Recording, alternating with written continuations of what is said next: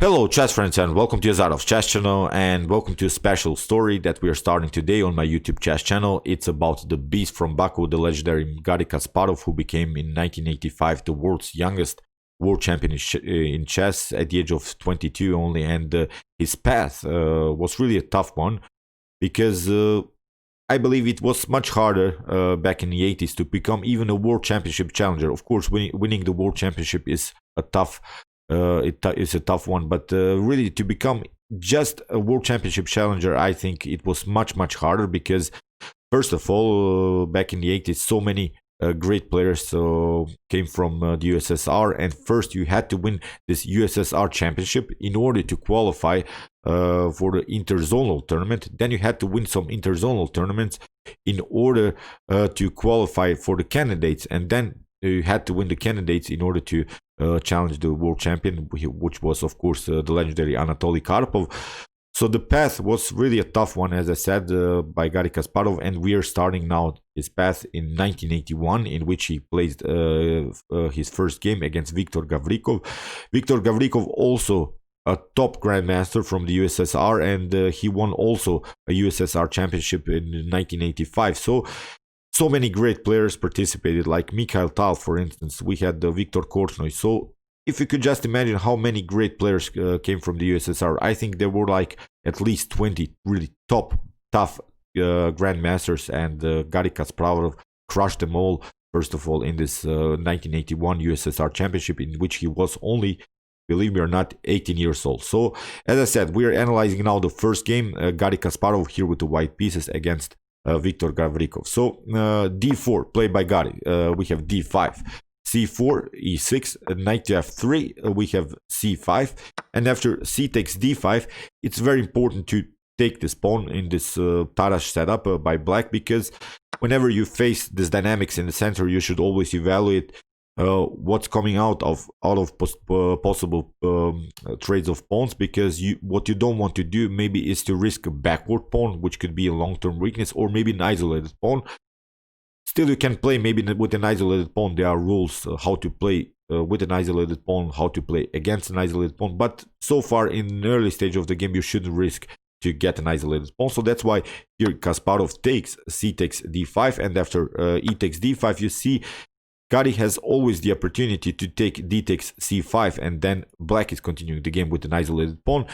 Still, of course, as I said, it's playable for both sides, but it's really sometimes a long-term weakness, and Garry Kasparov, of course, a great tactician, a great attacker, will exploit these weaknesses. So here in the game, g3 was played, which is the best way to proceed in this particular line, because if you play something like e3, in some occasions you risk that your opponent will play the move c4 here, and he'll block out your light square bishop. Then g3 wouldn't be so powerful because you could face some problems here around the square e4. So that's why here the common way is to proceed with the move g3. Knight to c6 was played, and here bishop to g2, still common theory. And now we have, after knight to f6, the common Tarrasch setup. The idea of blacks is, of course, to create a dominant center, and then if the position allows it, maybe advance the pawn on d4, which will be probably isolated. Here Kasparov castles first, delays the situation. He doesn't want to take this pawn immediately, because then this bishop comes out actively into the game. But after bishop to e7, you see black has lost tempo. So now Garry Kasparov takes d takes c5. After bishop takes c5, you see it's a similar position, but black has lost a very important tempo in the opening. So that's why here Garry Kasparov has accomplished this isolated pawn situation, and now the best way to play against an isolated pawn is to create a blockade. It's not possible so far, because here Gavrikov has a powerful control of the d4 square. Black will advance the pawn on d4. You see the pawn would be supported by the bishop and the knight on c6. So that's why bishop to g5 here played by Garry Kasparov. He doesn't want to stay passive with his bishop. In the game, castling was played, and now knight to c3.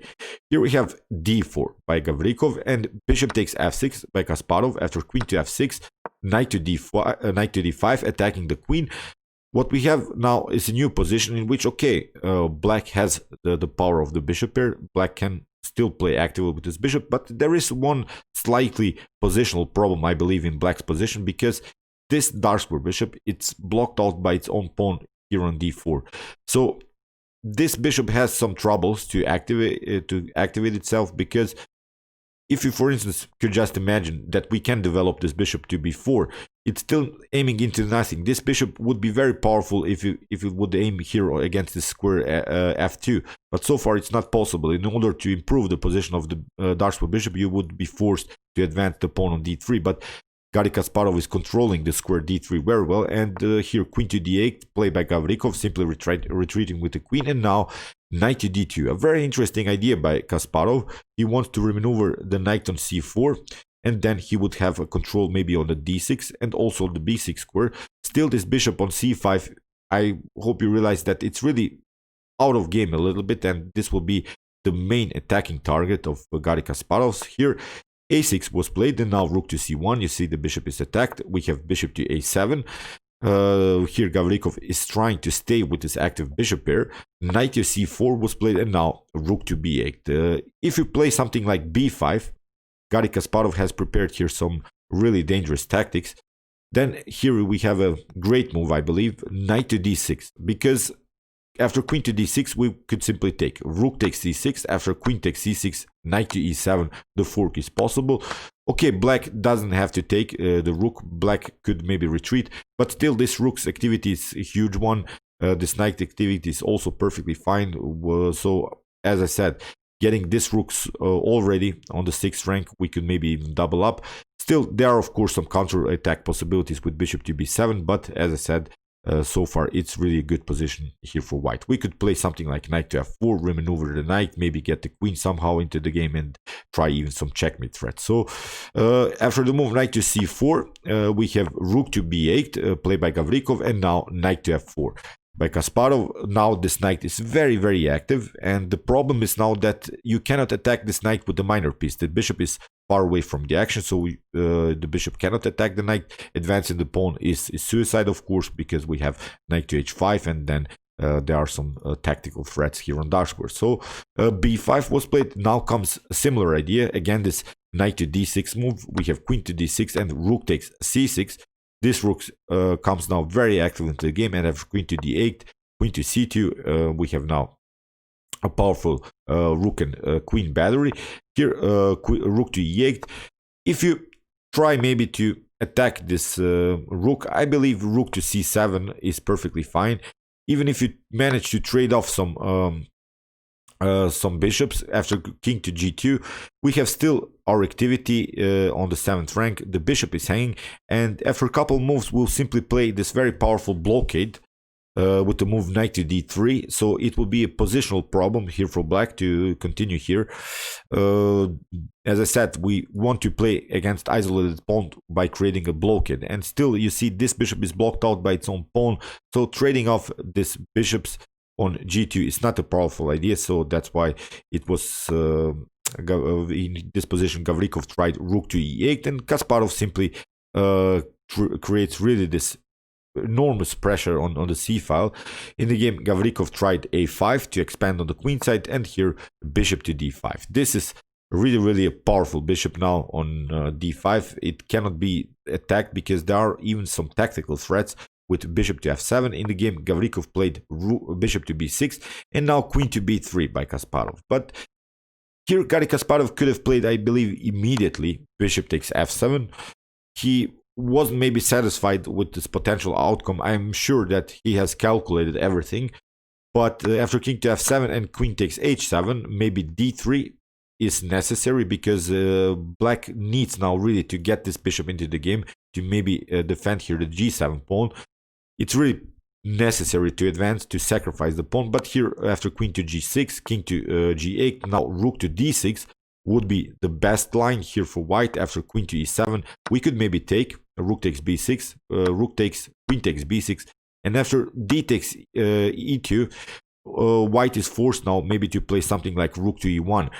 I'm sure that Garry Kasparov saw this tactic till the end, but wasn't probably satisfied. This is a good position for white. It seems that white has some light score problems. Of course, black will continue with bishop to b7 and will create some pressure, but the problem is still this pawn on e2 that can be taken. these two pawns are weaknesses. So if white defends the light squares, I think white has really a comfortable game. So, but okay, here after the move bishop to b6, queen to b3 was played, attacking this f7 weakens further. That's why rook to e7 had to be played with. Now bishop to f3.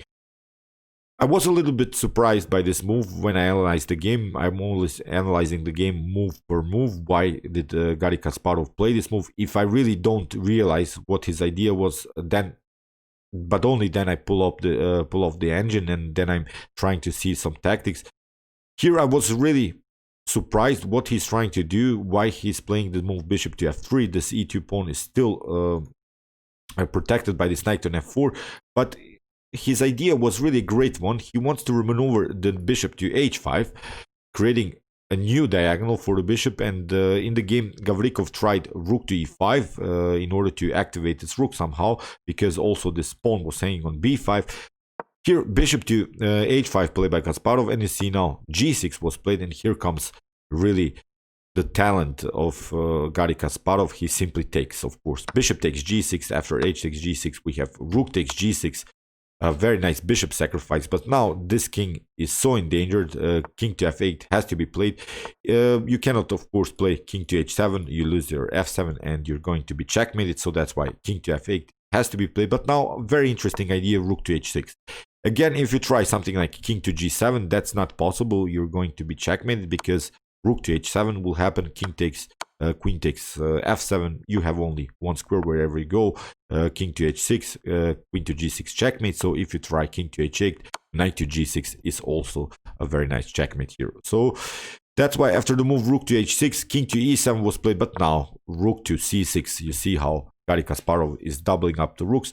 Bishop to e6 doesn't bring you so much, will simply take. So after f takes e6, we have now rook takes e6. If you take with the rook, queen takes, and you're going to be checkmated again, combined with the rook and the queen, and it's game over. So after the move rook to c6, rook to f5 was played, but here simply great move again by Garry Kasparov. He maneuvers the queen to f3, trying to get a check here on the square, full square e4. Again, black is lost here. Black doesn't have good counterplays here. Bishop to c7 was played, and now comes this check. Queen to e4, rook to e5, but now very, very nice move. Knight to g6 to fork on the rook and the king. You have to take the knight, and now after rook to h7, king to f8, queen takes g6. In this position, Gavrikov resigns. So great attacking talent that this Garry Kasparov had in chess. I really enjoy his games because they're really so beautiful, so great attacking formations that he creates with great sacrificing motifs. And what's the most important thing, with correct sacrificing motifs, because in some occasions we saw maybe Tal was playing an inaccurate sacrifice, but when Garry Kasparov sacrifices a piece, it's really game over. And this was, I think, a cool game for a start. As I said, we're analyzing now this USSR Chess Championship in 1981, in which the 18-year-old Garry Kasparov crushed them all. I hope that you enjoyed this game. I really enjoyed it a lot. If you want to see more commented chess games, more cool and tactical chess games, check out my best chess games of all time series. Here's the link. And if you want to see the best chess games played by computers, you can also check out my best chess games played by chess engines. And if you like this content, you can also subscribe to my channel. See you soon with some more videos, and chess is the best of